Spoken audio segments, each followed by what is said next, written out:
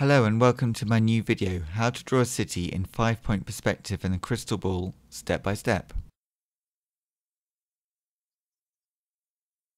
For this drawing I used a 4B pencil, a soft white pastel and a piece of grey paper.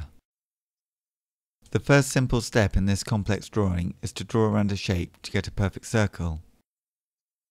Next you divide the circle in half horizontally and vertically.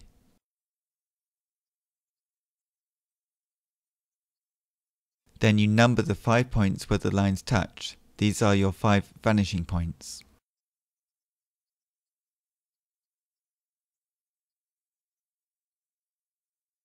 The next step is to draw a curve between points 2 and 3 above 1 and between 2 and 3 below 1. And now we need to draw a curve between 4 and 5 on the right side of 1 and between 4 and 5 on the left side of 1.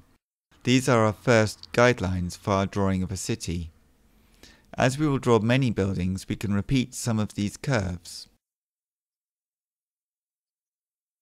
Where one horizontal curve intersects a vertical curve, it makes a corner of a cube or building.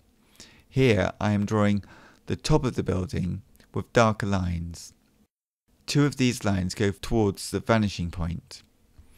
Now I can choose how tall this building will be and find its base by drawing a line from the first vanishing point in the center of your circle to the front edge of the building that I've just drawn. I darken the lines of the first building as I draw so that I can see what I'm doing, otherwise we're just going to have too many lines in this circle.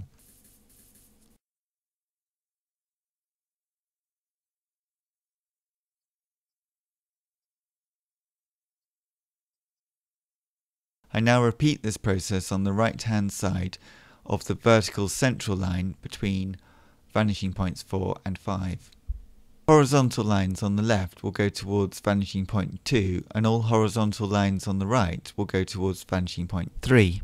And all horizontal lines that go towards the center of your circle need to end up at the vanishing point number 1. It is best to really understand this by looking carefully at your own drawing and checking that all the lines work before you move on to the next step. The next step is to add a series of buildings to the side of the 2 first buildings that you've drawn, behind them. All of the lines need to follow the same rules that we put in place before, the rules of 5-point perspective. The buildings below the horizon line we're looking down upon, and therefore we'll see the roof of the buildings and they'll curve right down. The buildings above the horizon we're looking up towards, so anything on the horizon will sort of bulge out, so we're looking up at the top of it, but we're also looking down at the bottom of it.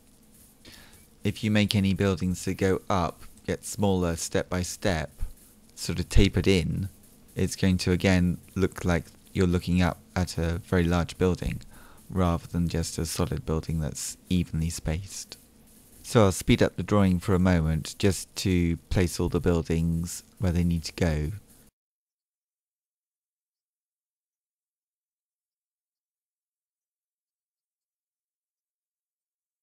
The next step is to tidy up the lines that you no longer need, the guidelines, and then to add the details of the floor and the windows of the buildings.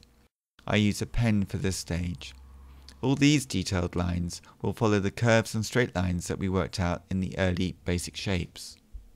You could add a road towards the bottom of the circle, and you could add tiny cars to give your buildings a greater sense of scale. Next, you could use a 4B pencil again to create some tonal shading in the sky. The next step could be to add some highlights with a soft white pastel in the sky, and some of the glass in the buildings and skyscrapers to give the illusion of looking into a crystal ball. You could also add some more tone to the buildings to make the contrast of tones darker and stronger. So the sides of the skyscrapers are bright and other sides are dark. The last step is to add a shadow cast by the crystal. This will have a blended tonal range. The darkest part might be just next to the crystal ball, and it might be the darkest part in the whole drawing. There could also be a pool of light within the shadow, as is often the case with a transparent glass object. I hope you liked this video and found it helpful for your own drawing, and see you next time.